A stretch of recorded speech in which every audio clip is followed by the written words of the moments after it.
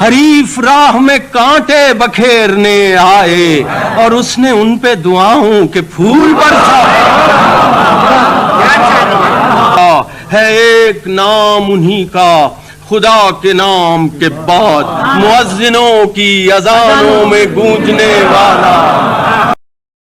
اس سے پہلے کہ ہم آپ کو یہ خوبصورت نعتیہ کلام سنائیں، آپ کی دلچسپی کے لیے بتاتے چلیں کہ انور مسعود کا شمار ان چند شعراء میں ہوتا ہے جو بیک وقت ایک سے زائد زبانوں میں شاعری کرتے ہیں۔ آپ نے نہ صرف اردو بلکہ پنجابی اور فارسی زبانوں میں بھی بہترین شاعری کی ہے، بلکہ آپ کو استاد کا درجہ حاصل ہے۔ اپنے ابتدائی ادوار میں انور صاحب نے اپنی عاجز مزاجی کے باعث نعتیہ کلام نہیں لکھا۔ کیا فرماتے ہیں، سنیے۔ ایک زمانہ تھا کہ میں نے نعت نہیں لکھی کافی عرصہ، بس ہمت نہیں ہوتی۔ وہ ایسے ہی لگتا تھا جیسے وہ مصر کی بوڑھیا سود کی انٹی لے کہ یوسف کو خریدنے چل پڑی تھی تو ہمت نہیں ہوتی تھی۔ تو مجھے میرے مرحوم دوست حفیظ طائب صاحب نے فرمایا کہ نعت لکھنا بھی ایک طرح کا درود ہے، لہذا آپ ثواب سے کیوں محروم رہتے۔ تو پھر میں نے بیٹے نعت لکھنی شروع کی، پھر لیکن نتیجہ یہی ہے کہ کوئی اس کا حق ادا نہیں کر سکتا۔ میں فقط حصول سعادت کا ایک بہانہ ہوا، کسی سے نعت پیمبر کا حق ادا نہ ہوا۔ عطا ہوئے جو مروت کے اس کو پہرائے، عطا ہوئے جو مروت کے اس کو پہرائے، زبان حق سے وہ خلق عظیم کہلائے۔ عطا ہوئے جو مروت کے، عطا ہوئے جو مروت کے اس کو پہرائے، زبان حق سے وہ خلق عظیم کہلائے۔ حریف راہ میں کانٹے بکھیرنے آئے اور اس نے ان پہ دعاؤں کے پھول برسائے۔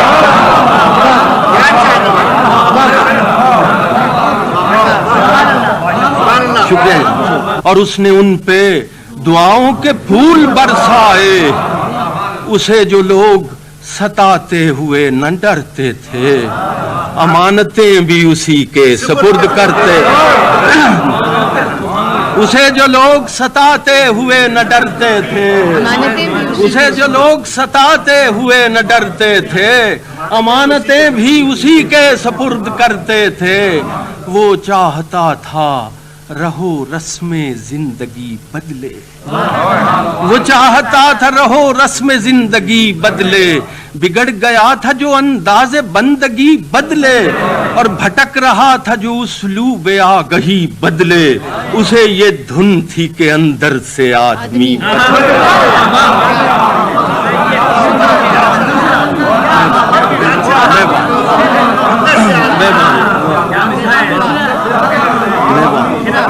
وہ چاہتا تھا رہو رسم زندگی بدلے، وہ چاہتا تھا رہو رسم زندگی بدلے، بگڑ گیا تھا جو انداز بندگی بدلے، بھٹک رہا تھا جو اسلوب آگہی بدلے، اسے یہ دھن تھی کہ اندر سے آدمی بدلے، اسے یہ دھن تھی کہ اندر سے آدمی بدلے۔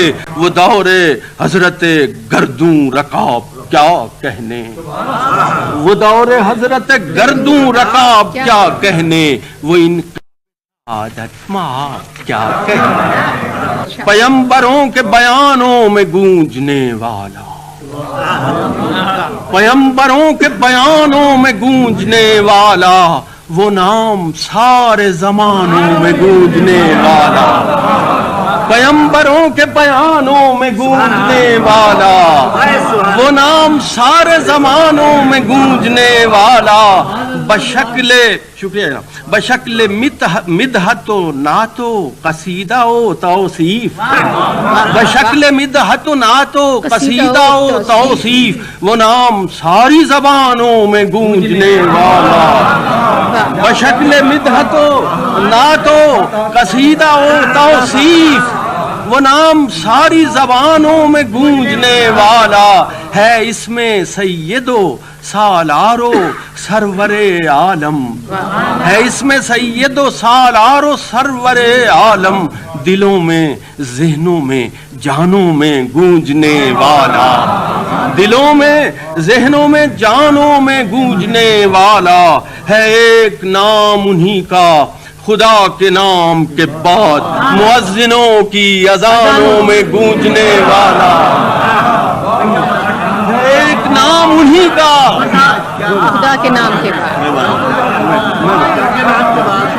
ہے ایک نام انہی کا خدا کے نام کے بعد مؤذنوں کی اذانوں میں گونجنے والا ہے بالیقین بے مصداق آیا رحمت ہے بالیقین بے مصداق آیا رحمت وہ نام سارے جہانوں میں گونجنے والا ہے بالیقین بے مصداق آیا رحمت وہ نام سارے جہانوں میں گونجنے والا. اور آخری شعر عرض ہے وہ دخترانے سرے بامو دف بکافنور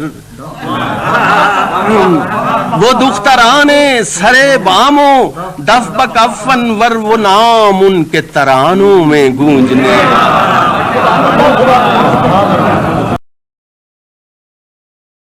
کہاں اور کسی چیز کی جا رکھی ہے دل میں ایک تیری تمنا جو بسا رکھی ہے.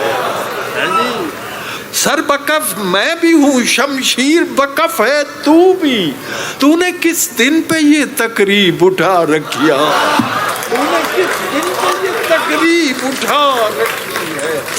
دل سلگتا ہے تیرے سرد رویے سے میرا دیکھ اس برف نے کیا آگ لگا رکھی.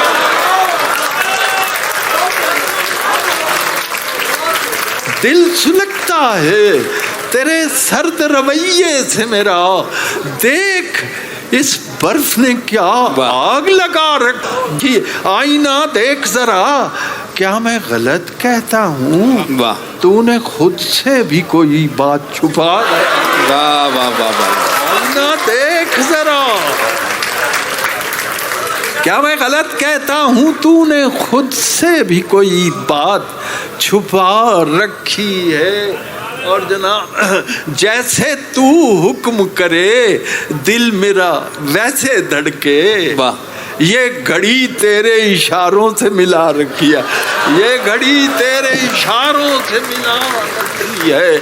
اور گوہر اشک سے خالی نہیں آنکھیں انور یہی پونجی تو زمانے سے بچا رکھی یہی پونجی تو بدلے بگڑ گیا تھا جو انداز بندگی بدلے بھٹک رہا تھا جو اسلوب آگہی بدلے اسے یہ دھن تھی کہ اندر سے آدمی بدلے اسے یہ دھن تھی کہ اندر سے آدمی بدلے.